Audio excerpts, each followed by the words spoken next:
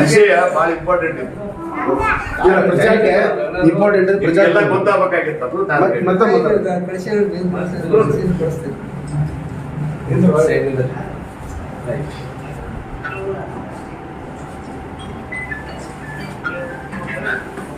ಮೋದಿ ಸಂಗೀತ ನಮ್ಮ ಜಿಲ್ಲೆ ಯಾವುದೇ ಅಭಿವೃದ್ಧಿ ಹೊಂದಿಲ್ಲ. ಇಲ್ಲೇ ಮಗ್ರ ಕೊಪ್ಪಳ ಕ್ಷೇತ್ರದವರು ಬಹುಶಃ ಅವರು ಎಜುಕೇಷನ್ SSLC ಇರ್ಬೋದು, ಯಾವುದು ಸಂಗಣ್ಣ ಕರಡಿ ಅವರು. ಇವತ್ತು ಅವರು 2 ಡ್ರೈವ್ ಮಾರ್ಕ್ಗಳನ್ನು ತಂದರು. ನಮ್ಮಲ್ಲಿ ಇದ್ದಂತೂ ಹೊರ್ಕೊಂಡು ಹೋದ್ರು. ಇವರು ಗದ್ದೆಗೌಡರು ಬರೀ ನಿದ್ದೆನ ಮಾಡಿದ್ರೆ ಡೈಲಿಯಾಗವನ ಇಲ್ಲಿ ಏನೂ ಪ್ರಗತಿ ಮಾಡಿಲ್ಲ. ನಾನು ಮೊದಲನೇದಾಗಿ ನಾನು ಬಸವರಾಜ ಮಠದ ವಿನಂತಿ ಮಾಡ್ಕೊತೀನಿ, ಅಭಿವೃದ್ಧಿಗಾಗಿ ಹೆಸರು ನಮ್ಗೆ ಓಟ್ ಹಾಕಿ ಸಂಯುಕ್ತ ಪಾಟೀಲ್ ಗೆಲ್ಲಿಸ್ರಿ. ಆಕಿ ಅಷ್ಟು ಡಾಮಿನೇಟ್ ಅದಾಳ, ಎಬಲ್ ಅದಾಳ. ಗೆಲ್ಲಿಸಿದ್ರಪ್ಪ ಅಂದ್ರೆ ನಮಗೊಂದು ಕೀರ್ತಿ ಬರುತ್ತೆ, ಮತ್ತು ಮುಂದಿನ ದಿನಮಾನದಲ್ಲಿ ನಾವು ಅಭಿವೃದ್ಧಿ ಕಾಣ್ತೇವೆ ಅಂತೇಳಿ ಮತ್ತೊಮ್ಮೆ ತಮ್ಮಲ್ಲಿ ನಾನು ವಿನಂತಿಸ್ತೀನಿ. ಪ್ರಜಾಪ್ರಭುತ್ವ ದಿನಕ್ಕೆ ದಿನ ಪ್ರಜಾಪ್ರಭುತ್ವ ಶುರು ಆಗ್ತಾರೆ. ಇಲ್ಲಿ ತನಕ ನಿಮ್ಮ ದೊಡ್ಡ ಪತ್ರಿಕಾ ಮಾಲಕರು ಅವ್ರು ಹೇಳ್ದಂಗೆ ಕೇಳಬೇಕಾಗುತ್ತೆ. ಇಂಟ್ರೆಸ್ಟ್ ಕೆಲವು 2-4 ಇಂಟ್ರೆಸ್ಟ್ ಕಡೆ ಇಡೀ ದೇಶ ಸಿಗ್ತದೆ. ಈ ದೇಶದ ಸಂಪತ್ತು ಕೇವಲ 1% ಮಂದಿ ಕಡೆ 50-60% ಸಂಪತ್ತು ಕೇವಲ 1% ಜನರ ಕಡೆ ಇದೆ. ನೀವು ಯಾವ್ದಾರ ಊರಾಗಿ ಗೌಡ್ರ ಭಾಷೆ ಶ್ರೀಮಂತರದಂದ್ರೆ ಅವ್ರಿಗೆ ಆ ಲೆಕ್ಕದಾಗಿಲ್ಲ. ಅವರು ನಾವು ಆ ಲೆಕ್ಕದಾಗಿರೋಲ್ಲ. ಆ 1% ಜನ ಇಡೀ ಸಂಪತ್ತನ್ನು ಇಟ್ಕೊಳ್ತಾರೆ. ಅಲ್ಲಿಂದ ಅವ್ರು ಏನು ಹೇಳ್ಯಾರ ಅದನ್ನ ಮಾಡ್ತಾ ಇದ್ದಾರೆ. ಸಿಂಪಲ್. ನಮ್ಮ ದೇಶದಾಗ ಚುನಾವಣೆ ಆಗುತ್ತೆ, 274 MLA MPs ಯಾರು ಸಪೋರ್ಟ್ ಮಾಡ್ತಾರೋ ಪ್ರಧಾನಮಂತ್ರಿ ಆಗ್ತಾರೆ. ಚುನಾವಣೆ ನಡೀತದೆ, ಜನ ವೋಟ್ ಹಾಕಿದ್ರು ಇರ್ತಾರೆ. ನಮಗೆ ದೊಡ್ಡ ಪ್ರಧಾನಮಂತ್ರಿ ಆಗಿದೆ ಏನು ದೊಡ್ಡ ಯಾವುದೇ ಪಾಲಿಟಿಕಲ್ ಪಾರ್ಟಿ. ಬಟ್ ಅವ್ರು 10 ವರ್ಷದಲ್ಲಿ ಅದು ಅವ್ರು ನಡ್ಕೊಂಡಂತ ರೀತಿ ಒಂದು ಪತ್ರಿಕಾ ಪ್ರೆಸ್ ಕಾನ್ಫರೆನ್ಸ್ ಮಾಡಿಲ್ಲ. ಅವ್ರು ಏನು ಹೇಳ್ತಾರೆ ಪ್ರಿಂಟ್ ಮಾಡೋರು. ಅವ್ರು ಬೇರೆಯವ್ರು ಯಾರು ಪ್ರಶ್ನೆ ಕೇಳಿಲ್ಲ. ಉಳಿದವ್ರು ಎಲ್ಲರೂ ಪತ್ರಿಕೆ ಏನು ಮಾಡ್ತಾರೆ. ಈಗ ಫಾರ್ ಎಕ್ಸಾಂಪಲ್ ಮೋದಿ ಅವರು ಕರ್ನಾಟಕಕ್ಕೆ ಬರಲಿ ಅಥವಾ ದೆಹಲಿಗೆ ಬರಲಿ, ನಾನು ಹೋಗಿ ಭೇಟಿ ಆಗೋದಲ್ಲ. Is the prime minister of the country, not a political party. ಯಾರು ಭೇಟಿ ಆಗ ನಾನು ಮನಮೋಹನ್ ಸಿಂಗ್ ಅವ್ರನ್ನ ಒಂದು 50 ಸರಿ ಭೇಟಿ ಆಗ್ತದೆ. ಈ ರಾಜ್ಯದ ಸಮಸ್ಯೆ ಸಂಬಂಧ ವಾಜಪೇಯಿ ಅವ್ರನ್ನ ಭೇಟಿ ಆಗ್ತಾ ಇದೆ. ವಾಜಪೇಯಿ ಅವ್ರಿಗೆ ಅಪಾಯಿಂಟ್ಮೆಂಟ್ ತೊಗೊಂಡು ಹೋಗಿ ಭೇಟಿ ಆಗಿದೆ. ಅವತ್ತು ಟೈಮ್ ಹೋಗಕ್ಕಾಗಲಿಲ್ಲ ಅಂತ. 2 ಗಂಟೆಗೆ ಅಪಾಯಿಂಟ್ಮೆಂಟ್ ಕೊಟ್ಟಿದ್ರು, ಹೋಗಕ್ಕಾಗಲಿಲ್ಲ. ಸಂಜೆ ಒಂದು 5 ಗಂಟೆಗೆ ಹೋಗಿ 1 ತಾಸು ಮಾತಾಡಬೇಕು ವಾಜಪೇಯಿ. ಪ್ರಧಾನಮಂತ್ರಿ ಈ ದೇಶದ ಪ್ರಧಾನಮಂತ್ರಿ. ನಮ್ಮ ಜನರ ಸಮಸ್ಯೆ ಹೇಳಕ್ ನಮ್ಗೆ ಎಲ್ಲರಿಗೂ ಅವಕಾಶ ಇದೆ. ಬಟ್ ಇದು ಹಂಗೆ ಆಗ್ತಾ ಇಲ್ಲ. ಒಂದೊಂದೇ ಕಾರ್ಯಕ್ರಮ ಮಾಡಿದ್ರು ಒಂದು ಕಾರ್ಯಕ್ರಮನು ಇದು ಇಲ್ಲ, ಕಂಟಿನ್ಯೂಷನ್ ಇಲ್ಲ. ಸ್ವಚ್ಛ ಭಾರತ ಮೊದಲು ಸ್ವಚ್ಛ ಭಾರತ ಶುರುವಾತು, ಅದು ಅಲ್ಲೇ ಲ್ಯಾಟ್ರಿನ್ ಕಟ್ಟು ಲ್ಯಾಟ್ರಿನ್ ಪಾಯ್ಖಾನೆ ಕಟ್ಬಿಡ ಅಂತ ಯಾರು ಹೇಳ್ತೀವ? ಒಳ್ಳೇದೇ, ಅದು ನೀರು ಓದ್ ಬೇಕಲ್ಲ. ಅವ್ರು ಕಟ್ಟಿರುವಂತ ಪಾಯ್ಖಾನೆ 70% ನೀರಿಲ್ಲ ನಿಂತಿದ್ದಾವೆ. ಈಗ ನಾವು ನೋಡಿ ಜನತಾ ಮಣಿಗಳನ್ನ ನೋಡ್ತಿದ್ವಿ, ಎಲ್ಲೆಲ್ಲೋ ಜನತಾ ಮಣಿ ಅಂತ ಕಟ್ಟಿದ್ವಿ. ಆ ಜನತಾ ಮಣಿಗೆ ಯಾರು ಹೋಗೇ ಇಲ್ಲ. 20-30% ಜನತಾ ಮಣಿ ಖಾಲಿ ಅದಾವ, ಎಲ್ಲಿಂದಲ್ಲಿ ಅಲ್ಲೇ ಬಿದ್ದಿದ್ದಾವೆ. ಆ ಪರಿಸ್ಥಿತಿಗೆ ಅದಕ್ಕೆ ಯಾವಾಗಲೂ ಸರ್ಕಾರದ ಕಾರ್ಯಕ್ರಮ ಜನರನ್ನ ಇನ್ವಾಲ್ವ್ಮೆಂಟ್ ಮಾಡ್ಕೋಬೇಕು. ಜನರಿಗೆ ಬೇಕಾಗೋದು ನಾವು ಅದನ್ನ ಕೊಡ್ಬೇಕು. ಅಂದ್ರೆ ಅದಕ್ಕೆ ಬೆಲೆ ಮಾಡ್ಬೇಕು. ಮನೆ ಕಟ್ಟಿಸ್ಬೇಕಾದ್ರೆ ಅವ್ನು ಇನ್ವಾಲ್ವ್ ಮಾಡ್ಬೇಕು, ಅವ್ನು ಸೈಟ್ ಕೊಡ್ಬೇಕು. ಅದು ಸರಿಗೂ ಅವ ತನ್ನ ಮನೆ ತಾಕಟ್ಬೇಕು.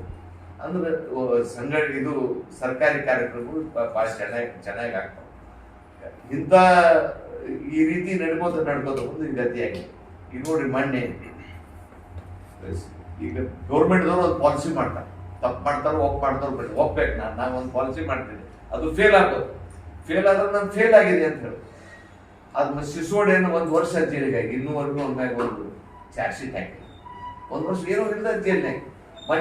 ಒಬ್ಬ ಮುಖ್ಯಮಂತ್ರಿ ತಗೊಂಡು ಒಳಗೆ ಹಾಕ್ಯಾರ, ಚಾರ್ಜ್ ಶೀಟ್ ಹಾಕ್ಬೇಕಲ್ಲ.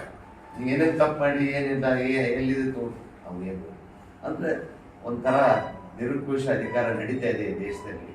ಅವ್ರಿಬ್ರು ತಿಳಿದಿದ್ದ ತನಗೆ ಯಾರು ಅಲ್ಲಿಂದ ಭ್ರಷ್ಟಾಚಾರ ಇಲ್ಲ ಅಂತ, ಯಾರು ಅತಿ ಭ್ರಷ್ಟಾಚಾರ ಅಂದ್ರೆ ಅವ್ರನ್ನ ಬಿಜೆಪಿ ಸೇರಿಸ್ಕೊತಾರೆ. ಅಜಿತ್ ಪವಾರ್ 70,000 ಕೋಟಿ ಹಗರಣ ಇದೆ ಅವ್ರ ಮೇಲೆ, ಅವ ಬಿಜೆಪಿ ಸೇರಿದ್ರೆ ಅವನ ಮ್ಯಾಗ ಏನೂ ಇಲ್ಲ. ಇಂಥ ಧರ್ಮದ ಕೇಸ್ ನಮ್ಮ ಕರ್ನಾಟಕದಲ್ಲಿ SM ಕೃಷ್ಣ ಸೇರಿದ್ರು. ಯಾರ್ಯಾರಿದಾರೆ ಅವ್ರನ್ನು ಆ ಪಕ್ಷಕ್ಕೆ ಸೇರಿಸ್ಕೊಳ್ಳುವಂತ ಒಂದಿದೆ. ಅಂದ್ರೆ ವಿರೋಧ ಪಕ್ಷ ಇರಬಾರ್ದು. ಅವ್ರು ವಿರೋಧ ಪಕ್ಷ ನೆಹರು ಅವರು ಇದ್ದಾಗ ವಿರೋಧ ಪಕ್ಷ ಬಹಳ ಕಡಿಮೆ ನಂಬೋದು. ಆದ್ರೆ ನೆಹರು ಅವರು ವಿರೋಧ ಪಕ್ಷದ ಮುಖಂಡರಿಗೆ ಬೆಲೆ ಕೊಡ್ತಾ ಇದ್ದಾರೆ. ಅವ್ರ ಮಾತು ಹೇಳ್ದಂಗೆ ಕೇಳ್ತಾ ಇದ್ದಾರೆ. ಈಗ ಫಾರಿನ್ ಪಾಲಿಸಿ ಯಾರು ಬರ್ತಾರೆ ಈ ದೇಶದ್ದು? ರಾಮಣ್ಣ ಅವರು ಅವ ವಿರೋಧ ಪಕ್ಷ ಇಲ್ಲ. ಶ್ಯಾಮ ಪ್ರಕಾಶ್ ಮುಖರ್ಜಿ ಅವ ಜನಸಂಘದವರು, ಕಾಶ್ಮೀರ ಸಮಸ್ಯೆ ಬಂದಾಗ ಶ್ಯಾಮ ಪ್ರಕಾಶ್ ಮುಖರ್ಜಿಗೆ ಅಧಿಕಾರ ಕೊಡ್ತಾ ಇದ್ರು. ಪಿ ವಿ ನರಸಿಂಹರಾವ್ ಪ್ರಧಾನಮಂತ್ರಿ ಇದ್ದಾಗ ವಾಜಪೇಯಿ ಕಳಿಸಿದ್ರು ಇದಕ್ಕೆ ಮಾತಾಡಕ, ಯಾವ್ದ್ರಾಗ ವರ್ಲ್ಡ್ ಇದಕ್ಕೆ ಮಾತಾಡಕ, UN ಮಾತಾಡಕ ಅವಕಾಶ. ಇದು ಆಡಳಿತ ಪಕ್ಷ ವಿರೋಧ ಪಕ್ಷ ಅಂದ್ರೆ ಎರಡು ಗಾಲಿ ಇದ್ದಾಗ ಎರಡೂ ಪ್ರಬಲವಾಗಿರ್ಬೇಕು. ಎರಡೂ ಪ್ರಬಲವಾದಿದ್ರು ಗಟ್ಟಿಯಾಗಿದ್ರು ಇದು. ಬಟ್ ಈಗ ವಿರೋಧ ಪಕ್ಷವನ್ನ ಬಹಳ ಹೀನಾಯವಾಗಿ ನೋಡ್ತಾರೆ. ಅದು ಏನು ಐತೋ ಇಲ್ಲೋ ಅನ್ನೋ. ಪಾರ್ಲಿಮೆಂಟಿಗೆ ಬಂದ್ರು ಹೋದ್ರು ಅವ್ರು ಆ ರೀತಿ ನಡೆಯುವಂತ ಒಂದು ಪ್ರಜಾಪ್ರಭುತ್ವ ಪದ್ಧತಿ. ನಮಗಿದು ಪ್ರಜಾಪ್ರಭುತ್ವದ ಆತಂಕ ಇದೆ ಅನ್ನುವಂತ ನಮ್ಗೆ ಗೊತ್ತಿದೆ. ಯಾಕಂದ್ರೆ ಇದು ಸಂವಿಧಾನ ನಮಗೆ ಬಹಳ ಮುಖ್ಯ. ಸಂವಿಧಾನದಾಗ ನಮ್ಗೆ ಏನ್ ಕೊಟ್ಟಿದ್ದಾನೆ? ಒಂದು ಪ್ರಜಾಪ್ರಭುತ್ವ, ಡೆಮಾಕ್ರೆಟಿಕ್, ಒಂದು ಸೆಕ್ಯುಲರ್, ಒಂದು ಜಾತ್ಯತೀತ, ಸೋಷಿಯಲಿಸ್ಟ್, ಸಾಮಾಜಿಕ ನ್ಯಾಯ, ಪತ್ರಿಕಾ ಸ್ವಾತಂತ್ರ್ಯ. ನಮ್ ಎಲ್ಲರಿಗೂ ಒಂದು ಫ್ರೀಡಮ್ ಇದೆ. ನೀ ಪ್ಯಾಂಟರ್ ಹಾಕು, ಶರ್ಟರ್ ಹಾಕು, ಲುಂಗಿ ಹಾಕು, ಧೋತ್ರ ಹಾಕು, ಟೊಪಿಗೆ ಹಾಕೋತೆ ಟೊಪಿಗೆ ಹಾಕು, ಸ್ಕಲ್ ಕ್ಯಾಪ್ ಮುಸ್ಲಿಮ್ಸ್ ಹಾಕೋತಾರೆ, ಸ್ಕಲ್ ಕ್ಯಾಪ್ ಹಾಕು. ಹಂಗೆ ಬುರ್ಕಾ ಹಾಕೋತೆ ಬುರ್ಕಾ ಹಾಕು, ನಕಾಬ್ ಹಾಕ್ತೆ ನಕಾಬ್ ಹಾಕು. ನೀವು ಚಡಿಕೆ ಬಿಡಿದೆ ಚಡಿಕೆ ಬಿಡು. ಒಳ್ಳೊಳ್ಳೆ ತಿಂತೀಯ ತಿನ್ನಂಗಿಲ್ಲ, ತಿನ್ಬೇಡ. ಈರುಳ್ಳಿ ತಿನ್ನಂಗಿಲ್ಲ, ತಿನ್ಬೇಡ. ಕುರಿ ತಿಂತಾನೆ, ಕುರಿ ತಿಂತಾನೆ ತಿನ್ನೋದು. ಅಂದ್ರೆ ಆಹಾರ ಸ್ವಾತಂತ್ರ್ಯ, ಬಟ್ಟೆ ಸ್ವಾತಂತ್ರ್ಯ, ವಾಕ್ ಸ್ವಾತಂತ್ರ್ಯ, ಭಾಷೆ ಸ್ವಾತಂತ್ರ್ಯ ನಮ್ಗಿದೆ. ಅಲ್ಲೆಲ್ಲೇ ಅಬ್ರೇಜನ್ ಇರ್ಬೋದು, ಅಲ್ಲೆಲ್ಲೇ ತಪ್ಪುಗಳು ಆಗ್ತಿರ್ಬೋದು. ಆ ತಪ್ಪುಗಳಿಗೆ ಸಂಬಂಧ ಇಡೀ ವ್ಯವಸ್ಥೆನ ಹಾಳು ಮಾಡ್ಬಾರ್ದು. ಈ ಸಮಸ್ಯೆ ಬಂದಾಗ ನಮ್ಗೆ ವಿಚಾರ ಮಾಡಿದ್ದು ಈ ಸರಿ ಈಗ 10 ವರ್ಷ ನೋಡಿದ್ವಿ. ಅವ್ರು ಪ್ರಾಮಿಸ್ ಮಾಡಿದ್ರು. ಏನ್ ಮಾಡಿದ್ರು? 15 ಲಕ್ಷ ತಂದು ಕೊಡ್ತೀನಿ, ಭ್ರಷ್ಟಾಚಾರ ಕಡಿಮೆ ಆಗುತ್ತೆ, ಬ್ಲ್ಯಾಕ್ ಮನಿ ತರ್ತೀನಿ, ರೈತರ ಉತ್ಪನ್ನ ಡಬಲ್ ಮಾಡ್ತೀನಿ, ಎಲ್ಲ ಮಾತು ಕೊಟ್ಟಿದ್ರು. ರೈತರ ಉತ್ಪನ್ನ ಡಬಲ್ ಆಗ್ಬೇಕಾದ್ರೆ ನಾನು ವಿಚಾರ ಮಾಡಿದೆ, ರೈತರ ಉತ್ಪನ್ನ ಡಬಲ್ ಹೆಂಗ್ ಆಗ್ತೈತಿ? ಅವ್ರ ಪ್ರೊಡಕ್ಷನ್ ಡಬಲ್ ಆಗ್ಬೇಕು, ಇರ್ಲಿಕ್ಕಂದ್ರೆ ಅದ್ರ ಬೆಲೆ ಹೆಚ್ಚಾಗಬೇಕು, ಡಬಲ್ ಆಗ. ಇಲ್ಲಾಂದ್ರೆ ಅದಕ್ಕೆ ಬೆಳೆಯಾಗಿ ಕೊಡುವಂತ ಖರ್ಚು ಅರ್ಥ ಆಗಿದೆ. ನಾನು 1,000 ರೂಪಾಯಿ ಖರ್ಚು ಮಾಡ್ತಾ ಇದ್ರೆ 500 ರೂಪಾಯಿದಾಗ ನನಗೆ ಎಲ್ಲ ವಸ್ತು ಸಿಗೋದು. ಬೀಜ, ಗೊಬ್ಬರ ಅವೆಲ್ಲ ಡಬಲ್ ಆಗಿದಾವೆ. ಮತ್ತೆ ಎಲ್ಲ ಡಬಲ್ ಆಗ್ತಾ ಇದಾವೆ. ಯಾವ್ದನ್ನ ಎಲ್ಲ ಡಬಲ್. ನಾನು 2014 50 ರೂಪಾಯಿ ಪೆಟ್ರೋಲ್ ಹಾಕ್ತೇನೆ. ನಮ್ಗೆ 2,000 ರೂಪಾಯಿ ಬಿಸಿಲಾಗ ಹೋಗಿ ಪೆಟ್ರೋಲ್ ಹಾಕಿದ್ರೆ ಗಾಡಿ ಫುಲ್ ಆಗಿ ಬಾಗಲಕೋಟೆಗೆ ಬಂದು ತಿರುಗಿ ಹೋಗುವಂತ ಸ್ಥಿತಿ. ಇವತ್ತ 4,000 ಮೂರು ಸರಿ ಫೇಲ್ ಮಾಡ್ಬೇಕು ಗಾಡಿ. ಡಬಲ್ ಖರ್ಚಾಗ್ತದೆ. ಡೀಸೆಲ್ ಡಬಲ್ ಆಗಿದೆ, ಗ್ಯಾಸ್ ಸಿಲಿಂಡರ್ ಡಬಲ್ ಆಗಿದೆ. ನನಗೆ ದೆಹಲಿಗೆ ವಿಮಾನಕ್ಕೆ ಯಾವಾಗ 7,500 ರೂಪಾಯಿದಾಗ ನಾನು ದೆಹಲಿಗೆ ಹೋಗಿ ಬರ್ತಾ ಇದ್ದೆ. 7,500 ರೂಪಾಯಿ ಕೊಟ್ರೆ ದೆಹಲಿಗೆ ಹೋಗಿ ತಿರುಗಿ ಬರ್ತಾ ಇದ್ದೆ. ಈ ಒನ್ ವೇ ಟಿಕೆಟ್ 7,500 ಮ್ಯಾಗ ಸಿಗಲ್ಲ. ಬೆಳಗಾವಿಯಿಂದ ಬೆಳಗಾವಿಗೆ ಅಥವಾ ಹುಬ್ಳಿಗೆ ಫ್ಲೈಟ್ ಬರ್ಬೇಕಾದ್ರೆ 1,800 ರೂಪಾಯಿದಾಗ ಬರ್ತದೆ. ಇವತ್ತು 4,000 5,000 ಆಗಿದೆ. ಅಂದ್ರೆ ಎಲ್ಲಾ ಬೆಲೆ ಡಬಲ್ ಮಾಡಿದ್ದಾರೆ. ಆ ಡಬಲ್ ಮಾಡುವಂತ ಕೆಲಸ ಅವ್ರು ಹೇಳಿದ್ದು ಡಬಲ್. ಟ್ಯಾಕ್ಸು, ಸಾಲ 55 ಲಕ್ಷ ಕೋಟಿ ಸಾಲ ಇತ್ತು, ಈಗ 1,45,000. ಅಂದ್ರೆ 90 ಲಕ್ಷ ಕೋಟಿ ಜಾಸ್ತಿ ಮಾಡಿದ್ದಾರೆ. ಸ್ವಿಟ್ಜರ್ಲೆಂಡ್ ದುಡ್ಡು ತರ್ತೀನಿ ನಾನು. ಸ್ವಿಟ್ಜರ್ಲೆಂಡ್ನಾಗ ಅವಾಗ ಎಷ್ಟು 2014ದಾಗ ಎಷ್ಟು ದುಡ್ಡು ಇತ್ತು, ಇವತ್ತು 3 ಪಟ್ಟು ಆಗಿದೆ. ನೀವು ಯಾರು ತಪ್ಪು ತಿಳ್ಕೊಂಡಿರಿ? ಸ್ವಿಟ್ಜರ್ಲೆಂಡ್ನಾಗ ಬಡ್ಡಿ ಹಾಕಿದ್ರಿ, ಬ್ಯಾಂಕ್ನಾಗ ದುಡ್ಡು ಇಟ್ಟಿರ್ತಾರೆ, ಬಡ್ಡಿ ಕೊಡ್ತಾರೆ, ಅದು ಆಗಿ 3 ಪಟ್ಟು ಆಗಿರ್ಬೇಕಾದ್ರೆ. ಅವ್ರು ಬಡ್ಡಿ ಕೊಡಲ್ಲ, ರೊಕ್ಕ ಮಾಡ್ಕೋತಾರೆ. ಯಾಕೆ ನಾನು ಯಡಿಯೂರಪ್ಪ ಎಲ್ಲ ಸ್ವಿಟ್ಜರ್ಲೆಂಡ್ ಹೋಗಿದ್ವಿ.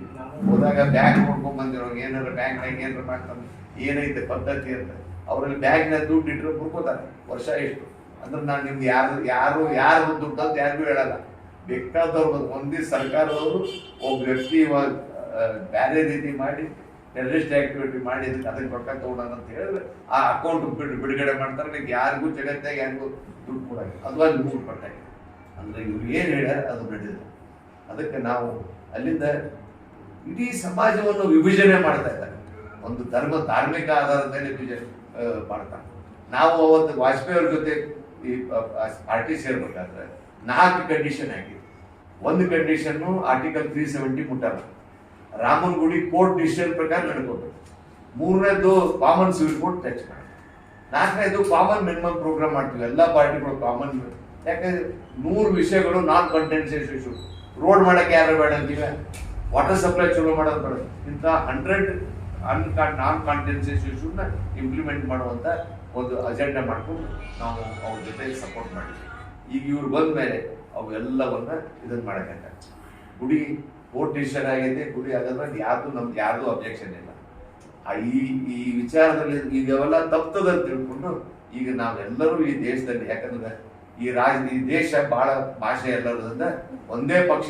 ಇವನ್ ಬಿಜೆಪಿ ಆಲ್ ಇಂಡಿಯಾ ಪಾರ್ಟಿ ಅಲ್ಲ, ಮಲ್ಟಿ ಸ್ಟೇಟ್ ಪಾರ್ಟಿ. 10-12 ರಾಜ್ಯದಲ್ಲಿ ಇದೆ. ಉಳಿದ ರಾಜ್ಯದಲ್ಲಿ ಅವ್ರೊಬ್ರು ಆಸ್ಪರ.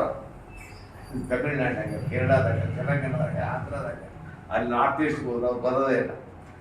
ಅದೇ ಮಲ್ಟಿ ಸ್ಟೇಟ್ ಪಾರ್ಟಿ. ಇವನ್ ಕಾಂಗ್ರೆಸ್ ಇದೆ ಮಲ್ಟಿ ಸ್ಟೇಟ್ ಪಾರ್ಟಿ, ಇದು not all India party. Indira Gandhi ಇದ್ದಾಗ ಆಲ್ ಇಂಡಿಯಾ ಎಲ್ಲ ತೋರ್ಕೊಳ್ತಾರೆ. ಇವತ್ತು ಮಲ್ಟಿ ಸ್ಟೇಟ್ ಪಾರ್ಟಿ. ಮತ್ತೆ ಈ ದೇಶದಲ್ಲಿ ಬಹಳಷ್ಟು ಪಾರ್ಟಿ ಇರೋದು ಅನಿವಾರ್ಯ. ಯಾಕಂದ್ರೆ ಒಬ್ರಿಗೊಬ್ರು ಬಹಳಷ್ಟು ನಾಯಕತ್ವ ಇದೆ, ಬಹಳ ನೇಚರ್ ಬಂದಿದೆ. ಆ ರಾಜ್ಯದಾಗ ಪಾಲಿಸಿ ಬೇರೆ, ಈ ರಾಜ್ಯದಾಗ ಪಾಲಿಸಿ ಬೇರೆ. ನಾವೆಲ್ಲರೂ ಇವತ್ತು ಒಂದಾಗಿ ಅವ್ರನ್ನ ಫೇಸ್ ಮಾಡಿ ಚುನಾವಣೆ ಮಾಡಕ್ಕೆ ನಮ್ಮ ಪಾರ್ಟಿಯಿಂದ ನಾವು ಡಿಸಿಷನ್ ತಗೊಂಡಿದ್ವಿ, ಇವ್ರಿಗೆ ಸಪೋರ್ಟ್ ಮಾಡೋದು ಅಂತೇಳಿ. ಎಲ್ಲೆಲ್ಲಿ NDA ವಿರುದ್ಧ ಒಳ್ಳೆ ಪಕ್ಷ ಫೇಸ್ ಮಾಡ್ತಾರೆ, 1 to 1 ಟೈಪ್ ಇಲೆಕ್ಷನ್ ಆಗಬೇಕು, ಮತ ಹೊಡಿಬಾರ್ದು ಅನ್ನುವಂಥ ವಿಚಾರದಿಂದ ಇದನ್ನ 77ರಾಗೂ ನಾವು ಮಾಡಿದ್ವಿ. 77ರಾಗ ಇಂದಿರಾ ಗಾಂಧಿ ಅವರು ಎಮರ್ಜೆನ್ಸಿ ಹಾಕಿದ್ರೆ ಅದ್ರ ವಿರುದ್ಧ ಜನಸಂಘ, ಕಾಂಗ್ರೆಸ್, ಸಮಾಜವಾದಿ ಪಾರ್ಟಿ ಮತ್ತು ಲೋಕದಳ ಎಲ್ಲರೂ ಕೂಡ ಅವ್ರ ವಿರುದ್ಧ, ಕಾಂಗ್ರೆಸ್ ಫಾರ್ ಡೆಮಾಕ್ರಸಿ ಕೂಡ ಹೋರಾಟ ಮಾಡಿ ಶ್ರೀಮತಿ ಇಂದಿರಾ ಗಾಂಧಿ ಅವರು ಸೋಲಿಸಿದ್ರು. ಇವತ್ತು ಅದೇ ಪರಿಸ್ಥಿತಿ ನಮ್ಗೆ ಬಂದಿದೆ. ಆ ಇಲೆಕ್ಷನ್ ಮಾಡ್ತಾ ಇದ್ದೀನಿ. ನನ್ನ ಪ್ರಕಾರ ನಾನು ಈಗೆಲ್ಲ ದೇಶದ್ದು ನಾನು ರಿಪೋರ್ಟ್ ತಗೊಂಡಿದ್ದೀನಿ, ಒಂದೊಂದು ರಾಜ್ಯದಾಗ ಏನೇನಾಗುತ್ತೆ. ಇವ್ರು ಏನು 300 ಸೀಟ್ ಗೆದ್ದಿದ್ದಾರೆ. ಇವ್ರು ಗೆದ್ದಿದ್ದು ಕೇವಲ 10 ರಾಜ್ಯದಲ್ಲಿ. ಉತ್ತರ ಪ್ರದೇಶ, ಬಿಹಾರ, ರಾಜಸ್ಥಾನ, ಕರ್ನಾಟಕ, ಬಿಹಾರ, ಗುಜರಾತ್, ಅಲ್ಲಿಂದ ಮತ್ತು ದೆಹಲಿ 7 ಗೆದ್ದಿದ್ದಾರೆ, ಮಹಾರಾಷ್ಟ್ರ. ಸೊ ಈ ಸ್ಟೇಟ್ ಬಿಟ್ಟು ಉಳಿದಲ್ಲಿ ಎಲ್ಲಿಯೂ ಅವರು ಸೀಟ್ಗಳ ಸಂಖ್ಯೆ ಕಡಿಮೆ. ವೆಸ್ಟ್ ಬೆಂಗಾಲ್ದಾಗ 15-18 ಸೀಟ್ ಬಂದಿದ್ದಾರೆ. ಇವತ್ತು ನಮ್ಮ ರಿಪೋರ್ಟ್ ಪ್ರಕಾರ ಕೆಲವೊಂದು ರಾಜ್ಯದಲ್ಲಿ 5-10 ಸೀಟ್ ಕಳ್ಕೊತಾರೆ. ಲೂಸಿಂಗ್. ಮಹಾರಾಷ್ಟ್ರದಲ್ಲಿ 10-20 ಸೀಟ್ ಕಳ್ಕೊತಾರೆ. ಕರ್ನಾಟಕದಾಗ 10-20 ಸೀಟ್ ಕಳ್ಕೊತಾರೆ. ಬಿಹಾರದಲ್ಲಿ 20 ಸೀಟ್ ಕಳ್ಕೊತಾರೆ.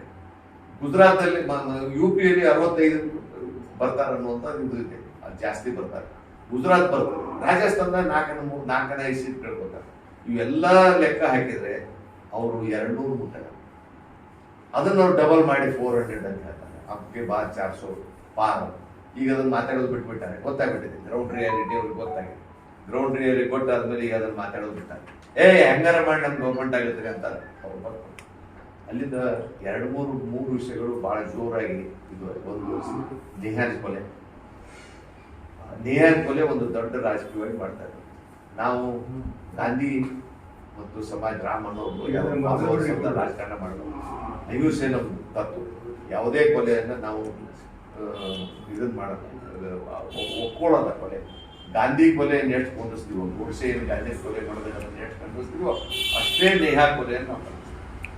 ಇನ್ನು 2ನೇದು ಮಂದಿದ ಮಂಗಳಸೂತ್ರದ ಬಗ್ಗೆ ಮಾತಾಡ್ತಾರೆ ಪ್ರಧಾನಮಂತ್ರಿ ಹಾಗೆ ಅಂತ ಸಣ್ಣ ವಿಷಯಗಳನ್ನು ಮಾತಾಡಿದ್ದಾರೆ. ಮಂಗಳಸೂತ್ರ ಬಹಳ ಗೌರವವಾಗಿದ್ದು, ಬಹಳ ಮಹತ್ವವಾದಂಥ ಅದೊಂದು ನಮ್ಮ ದೇಶದ ಜನತೆಗೆ ಬಹಳ ಮಹತ್ವವಾದದ್ದು. ಎಲ್ಲರೂ ಹೇಳಲಿಕ್ಕಿಲ್ಲ, ಅದನ್ನು ನಂಬುವಂಥ ಸಮಾಜಕ್ಕೆ ಬಹಳ ದೊಡ್ಡದು. ಆ ಮಂಗಳಸೂತ್ರ ಯಾರು ಕಟ್ಕೊಂಡಿರ್ತಾರಲ್ಲ ಅವ್ರು ಅಷ್ಟೇ ಜವಾಬ್ದಾರಿ ಅಲ್ಲ. ಕಟ್ಕೊಂಡವ್ರಿಗೂ ಜವಾಬ್ದಾರಿ, ಕಟ್ಟಿದವ್ರಿಗೂ ಜವಾಬ್ದಾರಿ, ಕಟ್ಸಾಕ್ ಹಾಕಿದಂಥ 2 ತಂದೆ ತಾಯಿಗಳಿಗೂ ಜವಾಬ್ದಾರಿ, ಅದನ್ನು ಮಾಡಿದಂಥ ಹಿರಿಯರು, ಪೂಜಾರಿ, ಆಚಾರ್ಯಗಳು ಜವಾಬ್ದಾರಿ, ಮತ್ತು ಅಲ್ಲಿ ಹೋಗಿ ಅದನ್ನು ಒಪ್ಪಿಗೆ ಕೊಟ್ಟು ಮಾಡಿದಂಥ ಅವ್ರದೆಲ್ಲ ಜವಾಬ್ದಾರಿ. ಆ ಮಂಗಳಸೂತ್ರವನ್ನು ಪಾವಿತ್ರತೆ, ಮಹತ್ವದ ಕಾಯುವಂಥದ್ದು ಅದು ಅದ್ರ ಜವಾಬ್ದಾರಿ ಇದೆ ಅಂತ ಹೇಳಿ ಹೇಳ್ತೇನೆ. ಮತ್ತೆ ಬೇರೆ ಏನು ವಿಷಯ ಹೇಳಿ. ನಾನು 1984 ನಾನು ಇಲೆಕ್ಷನ್ ಇಂದ ನಾನು 31 ವರ್ಷ. ಅವಾಗ ಇಂದಿರಾ ಗಾಂಧಿ ಅವ್ರದ್ದು ಎಕ್ಸ್ಪೈರ್ ಆಗಿತ್ತು. ಎಕ್ಸ್ಪೈರ್ ಆದ ಎಲೆಕ್ಷನ್ ಇದ್ದೆ. ಫಿಸಿಕಲ್ನವ್ರು ನಮಗೆ 98% ವೋಟ್ ಹಾಕಿದ್ರು. ಸೊ ಆ ರೀತಿ ಇವತ್ತು ಈ ಚುನಾವಣೆಯಲ್ಲಿ ಸಂಯುಕ್ತ ಪಾಟೀಲ್ ಬಂದು ಚುನಾವಣೆ ನಿಂತಿರ್ತಿಲ್ಲ. ಇಲ್ಲಿ ನಾನು ಯಾಕೆ ವ್ಯಕ್ತಿಗಳ ಬಗ್ಗೆ ಮಾತಾಡ್ತೀನಿ, ವ್ಯಕ್ತಿ ಚುನಾವಣೆ ಎಲ್ಲ ಇದು. ನಮ್ಮ political democracy, political party democracy, not individual democracy.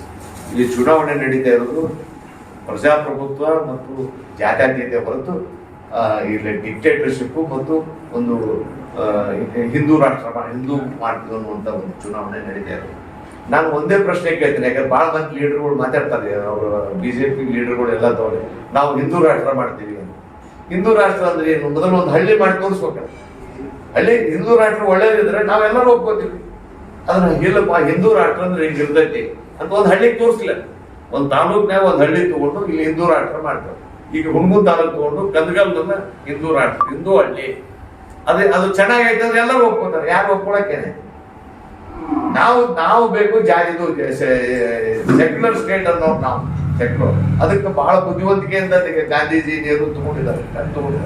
ಯಾಕಂದ್ರೆ ಇಡೀ ರಾಷ್ಟ್ರದಲ್ಲಿ ಕ್ರಿಶ್ಚಿಯನ್ ಡಾಮಿನೇಟೆಡ್ ಕಂಟ್ರಿ ಇದೆ, ಮುಸ್ಲಿಂ ಡಾಮಿನೇಟೆಡ್ ಕಂಟ್ರಿ ಇದೆ 60-63, ಕ್ರಿಶ್ಚಿಯನ್ ಡಾಮಿನೇಟೆಡ್ ಕಂಟ್ರಿ ಇದೆ 102-104, 11 ಬೌದ್ಧ ಧರ್ಮದ ಕಂಟ್ರಿಗಳಿವೆ. ಒಂದೇ ಒಂದು ಹಿಂದೂ ರಾಷ್ಟ್ರ ಇತ್ತು, ಅದು ಇದು ನೇಪಾಳ. ಅವರು ಸೆಕ್ಯುಲರ್ ಮಾಡಿದ್ದಾರೆ, ನಾವು ಸೆಕ್ಯುಲರ್ ಇದ್ದೀವಿ. ನೀವು ಹಿಂದೂ ಅಂದ್ರೆ ಎಲ್ಲಿ ಇದ್ರು ಮಾಡಕ್ಕಾಗತ್ತೆ? ಅದು ಮಾಡಕ್ಕಾಗಲ್ಲ. ಸೊ ಅದಕ್ಕೆ ಸೆಕ್ಯುಲರ್ ರಾಷ್ಟ್ರ ಇರ್ಬೇಕು ಅನ್ನುವಂಥ ಚುನಾವಣೆ. ಈಗ ಸಂಯುಕ್ತ ಪಾಟೀಲ್ ನಿಂತಿದ್ದಾರೆ, ಯುವಕರಿದ್ದಾರೆ. ನಾವ್ ಹೆಂಗ ಅವತ್ತು ಎಷ್ಟು ವಯಸ್ಸು ಹಬ್ಬಕ್ಕಿಗೆ? 30. ನನಗೂ ಅವತ್ತು 31 ಇತ್ತು, ಅವರಿಗೂ 30 ಕಲ್ತಿದ್ದಾರೆ. ಅಡ್ವೊಕೇಟ್ ಲಾಯರ್ ಇದ್ದಾಳೆ, ಧೈರ್ಯವಾಗಿದ್ದಾಳೆ. ಮತ್ತು ನಾನು ಚುನಾವಣೆ ಈ MLA MLC MP ಗಳ ಚುನಾವಣೆಯಲ್ಲಿ ಆರ್ಸ್ ಬಂದಾವ, ಅವ್ನು ಫಸ್ಟ್ ಜವಾಬ್ದಾರಿ ಅಂದ್ರೆ ಪಾರ್ಲಿಮೆಂಟ್ನಾಗ ಕೂತ್ಕೋಬೇಕು, 2ನೇ ಪಾರ್ಲಿಮೆಂಟ್ನಾಗ ಮಾತಾಡ್ಬೇಕು. ಅದರಿಂದ ನಮ್ ಕಾಂಟ್ರಿಬ್ಯೂಷನ್ ಇದೆ. ಸುಮ್ಮನೆ ಆಶ್ರಯಲ್ಲಿ ಹೋಗಿ ಕೂತ್ಕೊಳ್ಳೋದು, ಸೈನ್ ಮಾಡಿ ಹೊರಗೆ ಬರುವಂತಲ್ಲ. ಇವಳು ಅಲ್ಲಿ ಹೋಗಿ ಧೈರ್ಯವಾಗಿ ಮಾತಾಡ್ತಾಳ ಅನ್ನುವಂತ ನಾಲೆಜ್ ಇದೆ. ಲಾಯರ್ ಇದಾರೆ, ಮಾತಾಡೋ ಧೈರ್ಯ ಇದೆ. ಇದೇ ಸಣ್ಣ ವಯಸ್ಸಿನಲ್ಲಿ ಅವಳು ಅಡ್ಡಾಡೋದು ಇದು ನೋಡಿದ್ರೆ ಬಹಳ ಪ್ರಯತ್ನವಾದಿ. ಅವಳಿಗೆ ಬೆಂಬಲ ಕೊಡಬೇಕು ಅನ್ನುವಂತ. ಯಾಕಂದ್ರೆ ನಿಮ್ಗೆ ಗೊತ್ತೈತಿ, ನಾನು MLC ಇದ್ದೆ, ನಮ್ಮ ಪಾರ್ಟಿದವರು ಇಬ್ಬರೇ ಇದ್ರು. ಅದ್ರ ಸರ್ಕಾರ ನಮ್ಮ ಮಾತು ನಾವ್ ಎದ್ದು ಮಾತಾಡಿದ್ರೆ ಇವತ್ತು ವಿಧಾನಸೌಧ ಆಗ್ಬೇಕು ಬೆಳಗಾವದಾಗ ಅಂತ ಹೇಳಿ ನಾನು ಶುರು ಮಾಡಿದೆ. ವಿಧಾನಸೌಧ ಆಯ್ತು. ಇಲ್ಲಿ ರೈಲ್ವೆ ಬ್ರಾಡ್ಗೇಜ್ ಆಗ್ಬೇಕು, ಅದಕ್ಕೆ ನೀವು ಕಾಂಟ್ರಿಬ್ಯೂಷನ್ ಕೊಡು. ಈ ಸೆರೆ ಮಾರಾಟ ಅವಾಗೆಲ್ಲ ಬಹಳ ಗಂಧ ಇರ್ತೈತಿ, ನಿಮ್ಗೆ ಗೊತ್ತು ಸೆರೆದು. ಅದನ್ನ ಒಂದು ಲಿಕ್ಕರ್ ಕಾರ್ಪೊರೇಷನ್ ಮಾಡಿದ್ರು. ಅದರಿಂದ ಇವತ್ತು ನಮ್ಮ ಕರ್ನಾಟಕ ಇನ್ಕಮ್ SMB ತಮ್ಮ ಬುಕ್ದ ಬರ್ತಾರೆ, ನಾಡಗೌಡ ನಾಣಯ್ಯ ಕೂಡಿ ಅದ್ರ ಒತ್ತಾಯ ಮಾಡಿದ್ರು ಅಂತ. ಇವತ್ತು 20% income comes from the liquor. ಅವಾಗ ಎಷ್ಟು ಮಂದಿಗೆ ಹೋಗ್ತಾ ಇತ್ತಂದ್ರೆ, ಮತ್ತು ಒಂದು ಧರ್ಮವನ್ನ ಐಸೋಲೇಟ್ ಮಾಡ್ಕೊತ ಹೋಗುದು, ಅವ್ರ ಮೇಲೆ ಇದು ಮಾಡೋದು. ನೋಡ್ರಿ 400 ನಮ್ಮ ಇದ್ರ ಪ್ರಕಾರ ಅವರು 420 ಇಲೆಕ್ಷನ್ ಇರ್ತಾರೆ. ಅದ್ರ ಒಬ್ಬರಿಗೆ ಸೀಟ್ ಕೊಡೋದು, ಇನ್ವಾಲ್ವ್ ಮಾಡ್ಕೊಡೋದು. ಇಂಥ ಮಾತುಗಳನ್ನ ಮಾತಾಡ್ತಾರೆ. ಅದಕ್ಕೆ ಸಂಯುಕ್ತ ಪಾಟೀಲ್ ಅವರು ಚುನಾವಣೆ ಅಂತಾಳ, ಆಕೆ ನಂಬರ್ 3. ಆ ಬಟನ್ ಅನ್ನ ನಿಮ್ ಮುಖಾಂತರ ಎಲ್ಲಾ ಮತದಾರರಿಗೆ ಹೇಳ್ತೀನಿ, ಆ ಬಟನ್ ಅನ್ನ ಒತ್ತಿರಿ. ಅದು VVPAT ಅದ್ರ ಹೆಸರು ಬರುತ್ತೆ, ಫೋಟೋ ಬರುತ್ತೆ. ಆ ಫೋಟೋ ಬಿದ್ದಿದ್ದು ನೋಡಿ ಕನ್ಫರ್ಮ್ ಮಾಡಿ ಬರುತ್ತೆ. ಯಾಕಂದ್ರೆ ನಾನು EVM ನಂಬಲ್ಲ.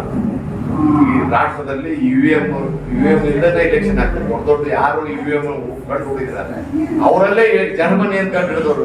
ಜರ್ಮನಿಯಾಗ ಇಲೆಕ್ಷನ್ ಬ್ಯಾಲೆಟ್ ಪೇಪರ್ನಾಗ ತರುವಂತ ದೇಶ ಇದು. ಇದರಲ್ಲಿ ಮತ್ತೆ ಎಲ್ಲಕ್ಕಿಂತ ಮುಖ್ಯ ಅಂದ್ರೆ ಮೊದಲು ಎಲ್ಲಾ ವೋಟ್ ಮಿಕ್ಸ್ ಮಾಡ್ತಿದ್ರು ತಾಲೂಕಿಂದ. ಯಾವ ಹಳ್ಳಿಯವರು ಯಾರಿಗೆ ವೋಟ್ ಹಾಕ್ಯಾರ ಅಂತ ಗೊತ್ತಾಗ್ತಿದೆ. ಈಗ ಯಾವ ಹಳ್ಳಿ ಯಾವ ಬೂತ್ ಯಾರಿಗೆ ವೋಟ್ ಹಾಕ್ಯಾರ ಅಂತ ಗೊತ್ತಾಗ್ತದೆ. ಇದು ಅವಾಗ ಏನಂತ ನೀನ್ ನೋಡಿರಲ್ಲ, ಒಬ್ರು ನೀನ್ ಹಳ್ಳಿ ಕಡೆ ಸೊ ಅದಕ್ಕೆ ಇದನ್ನ ಮಾಡಿ ಅಂತೇಳಿ ತಮ್ಮ ಸಂಯುಕ್ತ ಬಟನ್ ಬರ್ತದೆ. ನೀವೇನು ಕೇಳೋದು